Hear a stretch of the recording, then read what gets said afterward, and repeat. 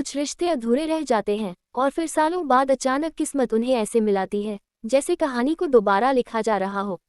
Shin जून young लड़कियों का crush, लड़कों की जलन और टीचर्स की जान का टॉप स्टूडेंट। और वहीं नो यूल मिडिल क्लास की चुलबुली, जिद्दी लेकिन सीधी लड़की। इन दोनों की मुलाकात होती है जब नो यूल गलती से जून यंग के ऊपर पानी गिरा देती है। जून यंग गुस्से में, तुम्हें देखने की तमीज नहीं है क्या? नो यूल अकड़ कर, और तुम्हें बात करने की? बस जनाब। यहीं से शुरू होती है झगड़े वाली दोस्ती, जो धीरे धीरे छुपे हुए प्यार में बदल जाती है। नो यूल का पिता एक ईमानदार इंसान था, लेकिन एक रात एक अमीर लड़की युंग यून उसे गाड़ी से कुचल देती है और केस दबा दिया जाता है। नो यूल टूट जाती है और जून यंग, जो लॉयर बनना चाहता था, सब कुछ छोड़ देता है क्योंकि उसे पता चलता है कि उसका अपना बाप, एक बड़ा नेता, उसी केस को दबा रहा था। अब दोनों के रास्ते जुदा हो जाते हैं। प्यार वहीं अधूरा छूट जाता है। अब टाइम स्किप। जून यंग बन चुका है सुपरस्टार। पैसा, फैन फॉलोइंग और मीडिया सब उसकी जेब में।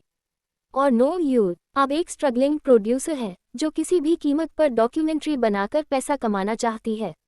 लेकिन कहानी में ट्विस्ट तब आता है जब उसे अपने शो के लिए जून यंग को साइन करना पड़ता है।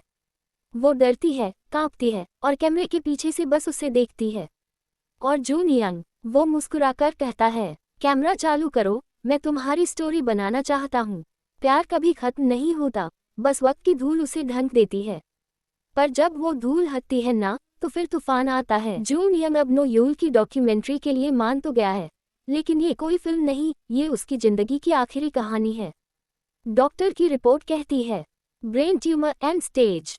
बस कुछ महीने और फिर खत्म। लेकिन वो किसी को नहीं बताता, खासकर नो यूल को, क्योंकि वो चाहता है कि वो फिर से मुस्कुराए, उसके साथ हंसे और शायद थोड़ा प्यार भी करे। अब दोनों साथ शूट कर रहे हैं।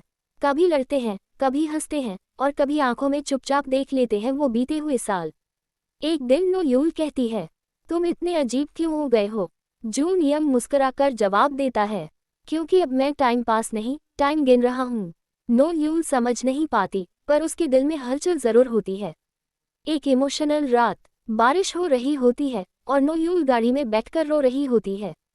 जून यंग आता है, गाड़ी खोलता है और बस एक लाइन कहता है, अगर तू मुझे माफ नहीं कर सकती तो प्यार तो कर ले।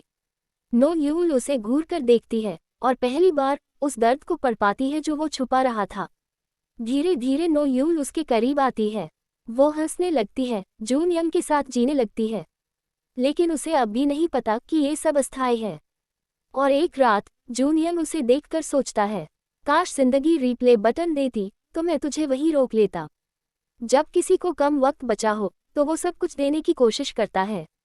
और जून यंग दे रहा है अपना आखिरी प्यार, अपनी आखिरी मुस्कान और नो यूल को एक नई वजह जीने की। एक दिन नो यूल को शक होता है। वो जून यंग की रिपोर्ट देख लेती है और जैसे ही पढ़ती है, ब्रेन ट्यूमर टर्मिनल स्टेज, उसकी आंखों से आंसू रुकते नहीं। वो भागती है जून यंग के पास और चिल्लाकर पूछती है, क्यों छुपाया मुझसे, क्यों? जून यंग मुस्कुराकर कहता है, क्योंकि मैं तुम्हारी आंखों में आंसू नहीं, अपना प्यार देखना चाहता था। अब नो यूल जान चुकी है, वक्त बहुत कम है। वो हर पल जून यंग के साथ बिताने लगती है। घूमते हैं, खाते हैं, झील के किनारे बैठते हैं। और जून यंग धीरे धीरे कमजोर होता जा रहा है, लेकिन उसके होठों पर हमेशा मुस्कान होती है, जैसे कह रहा हो, मैं जी नहीं रहा, मैं तुम्हें जी रहा हूँ। इस बीच नो यूल उस लड़की युंग यून तक पहुँच जाती है जिसने उसके पापा को मारा था। अब वो डरती नहीं, भागती नहीं, बल्कि पूरे सबूतों के साथ उसे एक्सपोज कर देती है मीडिया के सामने। जून यंग ने पहले ही उस केस के सारे सबूत तैयार कर दिए थे। उसने नो यूल के लिए, इंसाफ के लिए, मौत से पहले आखिरी लड़ाई जीत ली। एक ठंडी शाम, जून यंग और नो यूल झील के किनारे बैठे हैं। जून यंग का सिर नो यूल की गोद में होता है। वो धीमे से कहता है, अगर अगली जिंदगी हो तो मुझे जल्दी मत भूलना, मैं वहीं आऊंगा जहां तुम हो। नो यूल रोते हुए कहती है, इस बार तुम चले गए, अगली बार मैं तुम्हें कभी नहीं जाने दूंगी।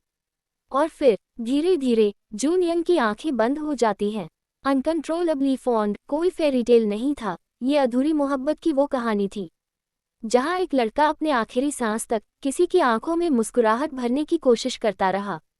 क्योंकि कुछ लोग जिंदगी नहीं, दिलों में जिया करते हैं।